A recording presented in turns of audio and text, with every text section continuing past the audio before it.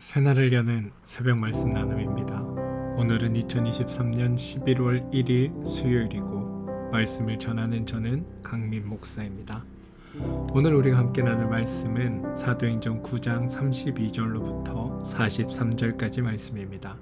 사도행전 9장 32절로부터 43절입니다. 그때에 베드로가 사방에서 두루다니다가 룻다에 사는 성도들에게로 내려갔더니 거기서 애니아라 하는 사람을 만나매 그는 중풍병으로 침상 위에 누운 지 8해라. 베드로가 이르되 애니아야, 예수 그리스도께서 너를 낫게 하시니 일어나 내 자리를 정돈하라 한데 곧 일어나니 룻다와 사론에 사는 사람들이 다 그를 보고 주께로 돌아오니라. 욥바에 다비다라 하는 여제자가 있으니 그 이름을 번역하면 도르가라. 선행과 구제하는 일이 심히 많더니 그때의 병들어 죽음에 시체를 씻어 다락에 누이니라. 룻다가 욥바에서 가까운지라 제자들이 베드로가 거기 있음을 듣고 두 사람을 보내어 지체 말고 와 달라고 간청하여 베드로가 일어나 그들과 함께 가서 이르매 그들이 데리고 다락방에 올라가니 모든 과부가 베드로 곁에 서서 울며 도르가가 그들과 함께 있을 때에 지은 속옷과 겉옷을 다 내 보이거늘 베드로가 사람을 다 내보내고 무릎을 꿇고 기도하여 돌이켜 시체를 향하여 이르되 다비다야 일어나라 하니 그가 눈을 떠 베드로를 보고 일어나 앉는지라. 베드로가 손을 내밀어 일으키고 성도들과 과부들을 불러들여 그가 살아난 것을 보이니 온 욥바 사람이 알고 많은 사람이 주를 믿더라. 베드로가 욥바에 여러 날 있어 시몬이라 하는 무두장이의 집에서 머무니라. 사도행전 9장 32절로부터 43절까지 말씀입니다. 성경은 하나님을 강조합니다. 그리고 성경이 강조하는 하나님은 모든 관심을 우리를 향해 쏟고 있다라는 게 성경이 우리에게 가르쳐 주고자 하는 겁니다. 그래서 어줍지 않게 인간의 존엄과 위엄을 강조하고 인간을 존중하기 위해 불신자들처럼 우리가 하나님을 부인해야 우리가 존중되는 것이 아닙니다. 또한 일부 성도들처럼 하나님도 강조하고 동시에 인간도 강조해서 양다리를 걸쳐야 하는 것도 아닙니다. 하나님이 우리를 사랑하시고 우리를 누구보다도 존귀하게 대해주시고 우리를 높여주십니다. 그러니 우리는 하나님을 강조하면 자연스럽게 우리가 존중되는 겁니다. 문제는 하나님이 우리를 높여주는 방식이 사람들이 서로를 높여주는 방식과 전혀 다르다는 겁니다. 사람들은 서로를 높일 때 상대방이 가지고 있는 능력이나 재주, 그가 가지고 있는 지혜, 열심, 충성, 헌신, 수고, 노력, 애씀 이런 것들을 강조해서 그를 높입니다. 그런데 여러분, 하나님은 우리의 수고나 노력이나 애씀이나 헌신이나 충성이나 재주나 능력 이런 것으로 우리를 높여주시는 것이 아니라 하나님이 우리를 높여주실 때는 우리가 어떤 존재인지, 우리가 하나님에 의해서 얻게 된 지위와 신분이 무엇인지, 또 우리가 하나님의 일하심을 통하여 우리에게 주어져 있는 우리가 부여받은 우리의 인격이나 성품이나 가치가 어떤 것인지를 강조함으로 우리를 존중하고 높여준다는 겁니다. 이게 하나님의 방식입니다. 우리는 사람을 성과로 평가하지만 하나님은 그런 것으로 우리를 판단하지 않으신다는 겁니다. 모든 일은 하나님이 우리 가운데 이루신 일들입니다. 그리고 그 결과가 우리에게 주어져 있습니다. 바로 우리가 하나님의 자녀가 되었고 하나님 나라를 유업으로 받게 되었으며 우리가 하나님의 은혜로 인해 서로 참된 안식과 희락과 평안과 기쁨을 누리며 살아가는 존재가 되었다는 것, 이게 하나님이 우리를 존귀하게 여기시고 우리의 삶을 존귀하게 바꾸어 주시는 증거라는 것을 여러분들 깨달으시길 바랍니다. 제가 이런 말씀을 드리는 이유가 있습니다. 뭐냐면 오늘 우리가 읽은 이 사도행전 9장 32절로부터 43절에는 베드로가 행한 매우 놀라운 일들이 기록되어 있습니다. 그런데 우리는 말씀을 읽다 보면 베드로가 행한 기적, 베드로가 일으킨 놀라운 그 일 자체에 관심을 가집니다. 그리고 베드로가 매우 존경스러워 보입니다. 근데 그렇게 성경을 읽으면 안 된다는 겁니다. 우리는 오늘 말씀을 통해 베드로가 아니라 하나님께서 어떻게 일하고 계시며 하나님이 무엇을 이루시는지를 볼 수 있어야 합니다. 사도행전을 읽어보시면 아시겠지만 하나님께서 행하시는 놀라운 일들, 하나님이 우리 가운데 이루어주시는 일들을 매우 기묘하게 전개하고 있는 것을 우리는 보게 됩니다. 1장에서는 십자가와 부활 사건 이후에 제자들이 모두 흩어져 있을 때 예수님이 나타나시고 제자들을 찾아다니면서 그 제자들을 모두 모으셨습니다. 12명의 제자 중 자살한 유다를 빼고는 11명의 제자를 단 한 명도 빠짐없이 예수님이 모으십니다. 그래서 제자들이 다시 뭉쳤다라고 성경이 이야기하는 것이 아니라 예수님이 모으셨다라고 성경은 강조합니다. 그런 예수님이 승천하시자 제자들이 모여 기도했는데 결과는 별도의 자격과 조건을 제시하며 유다의 자리에 세 사람을 선발함으로 제자 그룹과 제자가 아닌 그룹을 차별화하는 거였습니다. 그런데 2장에 갔더니 성령이 제자애들에게만 내린 것이 아니라 그곳에 모인 모든 사람에 임합니다. 그리고 그들이 다 충만함을 받게 합니다. 그래서 교회에 모인 사람 중에 차별이 없도록 만드신 게 하나님이 하신 일입니다. 2장부터 3장, 4장, 5장까지는 베드로와 요한이 중심인물로 등장해서 이적과 기적을 행하고 설교를 행합니다. 그리고 그 결과 믿는 사람이 늘어납니다. 하지만 성경은 요한과 베드로의 능력이 뛰어나고 그들이 가지고 있는 언변이 넘쳐서 사람들이 늘어났다라고 말하지 않습니다. 하나님께서 많은 사람들이 모이도록 했다라고 성경은 우리에게 고백합니다. 수가 늘다 보니 부작용이 발생합니다. 교회 내에 갈등이 생겨난 겁니다. 그래서 6장에서 제자들이 교회 내부의 갈등을 해소하기 위한 명분으로 사도들은 말씀을 전하는 일과 기도하는 일에 전념하기로 하고 사람들을 접대하는 일을 담당하는 것으로 집사를 뽑아 사역을 차별시키는 일을 합니다. 그런데 재미있는 것은 성경은 7장과 8장을 통해 말씀을 전하고 기도하는 일에 전념하기로 한 제자들이 아니라 접대를 맡기기로 한 집사들 중에 스데반과 빌립이 담대하게 말씀을 전파하는 일을 기록하여 보여줍니다. 뿐만 아니라 예루살렘뿐만 아니라 사마리아와 에디오피아 내시와 아소도와 여러 지역을 다니며 이 집사들이 복음을 전함으로 말미암아 제자들이 만들어 놓은 이 차별을 또다시 무력화시키는 이야기를 등장시킵니다. 그래서 가만히 말씀을 보다 보면 제자들은 본의 아니게 구원받은 이고 성령을 받은 사람이면서도 부지불식간에 서로를 차별화하는 행동을 계속해서 시도하고 그때마다 하나님은 그런 그들을 책망하거나 꾸짖기보다 다양한 방식으로 서로 간의 차별을 없애고 하나님의 뜻을 드러내며 하나님의 일들을 이루어 가심을 우리는 보게 됩니다.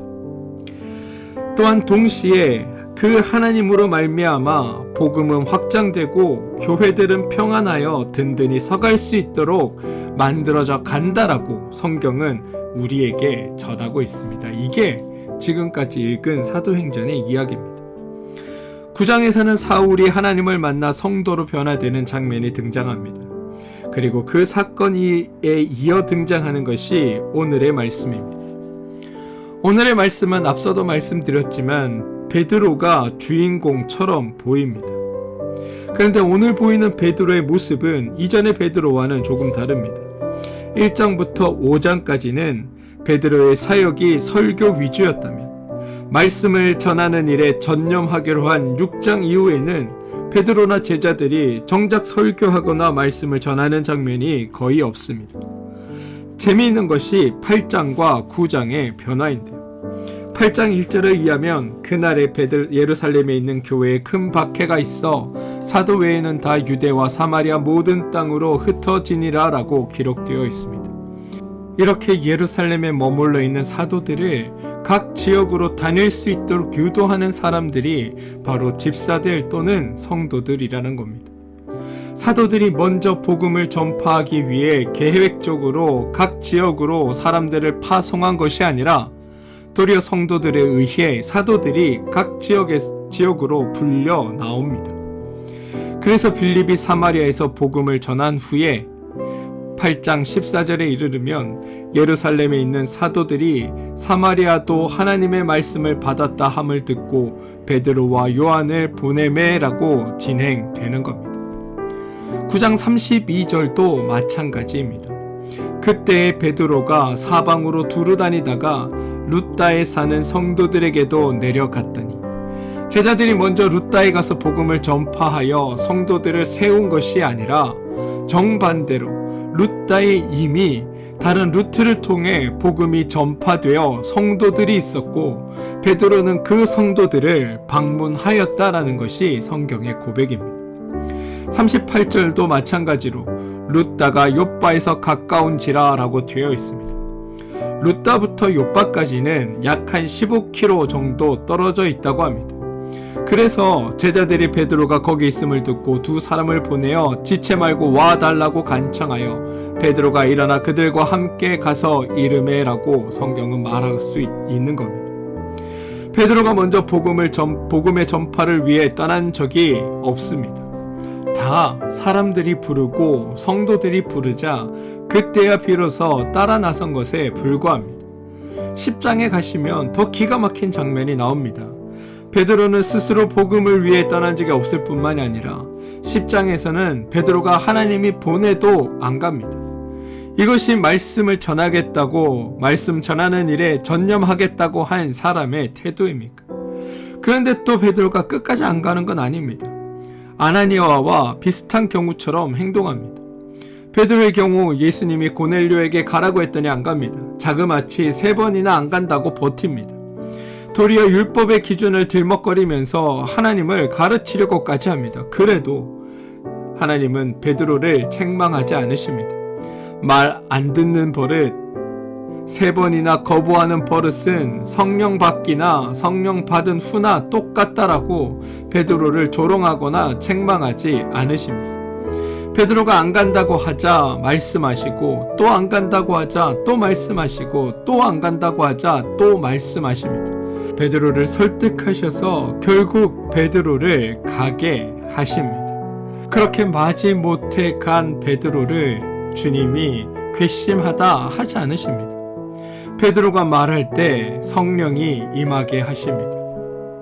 그래서 결론은 아나니아도 잘못했는데 잘못한 것이 없게 되었던 것처럼 베드로도 하나님의 말씀을 거부했는데 그럼에도 불구하고 다 이루어지는 것을 성경이 보여준다는 겁니다. 그리고 성경은 이것을 하나님의 지혜라고 우리에게 말합니다.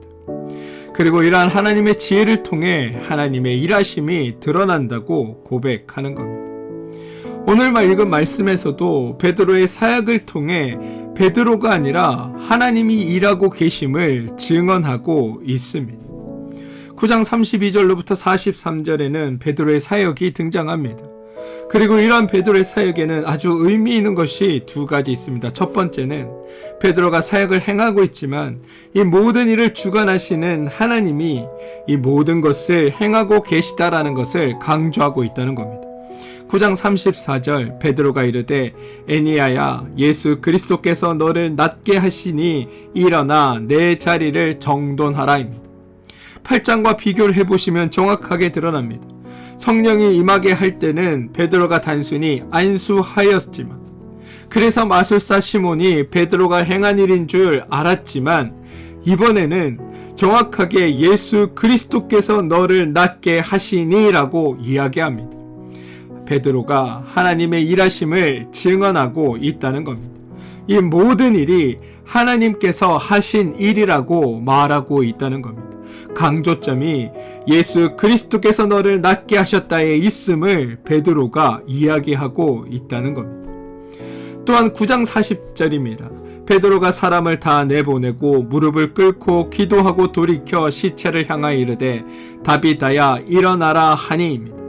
아무도 없는 곳에서 베드로는 기도함으로 하나님께 의지합니다. 그리고 그 결과 다비다가 살아났는데 어떻게 살아났는지 누가 살려내는지 아무도 본 사람이 없습니다. 그래서 베드로의 사역이 의미 있는 것 중에 두 번째가 가능해지는 겁니다. 뭐냐면 하나님의 일하심으로 열매와 결실이 맺어진다라는 겁니다. 오늘 베드로의 사역에 아주 의미 있는 것 두 가지. 하나는 모든 것은 하나님이 행하십니다. 두 번째는 그 하나님의 행하심으로 말미암아 열매와 결실이 맺어집니다. 이게 베드로의 사역을 통해 우리가 봐야 하는 겁니다. 베드로가 행한 사역의 결말은 35절 룻다와 사론에 사는 사람들이 다 그를 보고 주께로 돌아오니라. 42절 온 요빠 사람이 알고 많은 사람이 주를 믿더라. 사람들이 주께로 돌아오는 것, 주를 믿는 것, 이것이 베드로가 한 사역의 열매이고 결실입니다. 죽은 자가 살아나고 중풍병자가 나은 것이 열매나 결실이 아니라 사람들이 주께 돌아오고 사람들이 주를 믿는 것, 이게 성경이 강조하고자 하는 열매이고 결실입니다. 사랑하는 성도 여러분, 오늘 말씀에도 특정 사도의 특정 사역을 특별하게 구분하여 이것을 강조하려는 것이 성경의 이야기가 아님을 우리는 보게 됩니다. 하나님이 역사하셔서 사도들과 성도들에게 평안이 넘치게 하십니다. 하나님이 역사하셔서 중풍병자가 일어나고 죽은 자가 살아나고 그로 말미암아 사람들이 주께 돌아오고 주님을 믿게 되는 것, 주님께서 일하셔서 사람들이 주를 믿고 주께 돌아오게 하는 것, 이게 하나님이 행하신 사역의 열매입니다. 성경은 그 이야기를 우리에게 하고 있다는 겁니다. 베드로가 신비한 일을 행하고 놀라운 일을 일으켜서 베드로의 능력과 수고가 하나님 나라의 일을 완성시켰다, 베드로 대단하다, 이런 얘기를 하려는 게 아님을 여러분 기억하십시오. 베드로는 단지 하나님이 하시는 일의 증인입니다. 모든 일은 하나님이 하셨으며 이런 하나님의 은혜를 통해 모든 사람들이 주님께로 돌아오고 주님을 알고 주님을 믿음으로 말미암아 그들에게 평온이 주어지는 것, 하나님이 주시는 평강이 그들에게 임하는 것, 하나님이 주시는 평화가 그들 삶을 지배하는 것, 하나님이 주시는 화평과 감사가 그들의 삶 가운데 충만히 넘치는 것, 이게 하나님이 일하심의 결과입니다. 그리고 그것을 누리는 것이 성도의 삶입니다. 사랑하는 성도 여러분, 바라기는 여러분의 수고와 노력이 아니라 하나님의 행하심과 그 하나님의 행하심에 함께 동역하는 동역자로서 여러분들이 쓰임받게 되길 소망합니다. 그래서 하나님의 일하심을 드러내고 하나님의 살아계심을 증언하는 삶이 여러분 삶 되시길 바라고, 하나님으로 말미암은 자유와 평안과 안식을 풍성히 누리며 사시는 복된 삶 되시길 주님의 이름으로 축원드립니다. 우리 함께 기도하겠습니다. 하나님, 오늘 하루도 내 삶은 하나님으로 말미암아 이루어집니다. 우리는 하나님이 하신 일도 내가 한 것처럼 자랑하고 드러내기 바쁩니다. 그리고 그것으로 내가 대단한 사람이라 착각하며 살아갈 때들이 있습니다. 하지만 내가 아닌 하나님의 행하심이 드러나길 소망합니다. 또한 하나님의 일하심으로 말미암아 이루어지는 일들을 통해 참 평화와 자유와 안식을 풍성히 누리는 복된 삶이 나의 삶임을 깨닫게 하여 주시옵소서. 부족한 종이지만 하나님의 사역에 동역하게 하신 것에 감사드리는 삶이 되게 하시고 하나님의 살아계심에 참 증인으로 살아가는 우리가 되게 하여 주옵소서. 예수님의 이름으로 기도합니다. 아멘.